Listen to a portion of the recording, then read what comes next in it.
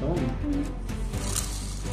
Bu varlıklarla ilgili yapılan yorumlarda hepsi doğrudur. Boğaziçi Köprüsü İstanbul, İstanbul'da bulunan iki varlığın ismi yukarı ve İstanbul'daki iki varlığın ismi yukarı. Boğaziçi Köprüsü yapay çeviri. Merhaba arkadaşlar. Böyle bir fırıldak düzeni tasarlamıştım. Onun şimdi malzemelerini, yapılışını tek tek anlatacağım. Şimdi bir tane dil çubuğu aldım.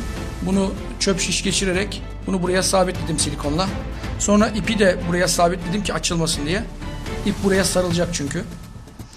Daha sonra bir tane ceviz aldım. Cevizi bir üstten, bir alttan, bir tane de yandan deldim. İçinde boşalttım. Daha sonra bir tane kağıttan bir daire kesip çöp şişin geçebileceği şekilde bir delik aldım.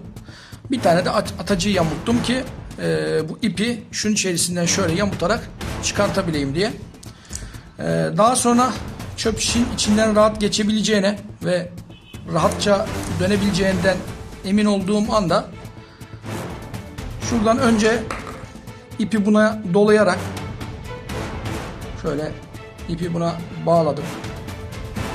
Şu anda da bağlıyorum. Şimdi ipi bunun içerisinden geçireceğiz. Şöyle diğer taraftan geçirdik, çıkardık. Daha sonra fırıldağımızı içinden geçirebiliriz. Daha sonra içinden geçireceğiz. Geçirdikten sonra bir tur saracağız. Sarıldığında ipin çekildiğini göreceksiniz. İp sarılıyor şu anda. Evet, ip biraz daha istediğim noktaya geldikten sonra aşağı tarafında sabitliyorum ki saçılmasın, saçma sapan zıplamasın. Bütün enerji bir yerde toplansın diye, dağılmasın diye. Şu yeterli olur diye düşünüyorum. Sonra buradan tutup çekeceğim şimdi. Bıraktıkça içine sarıyor.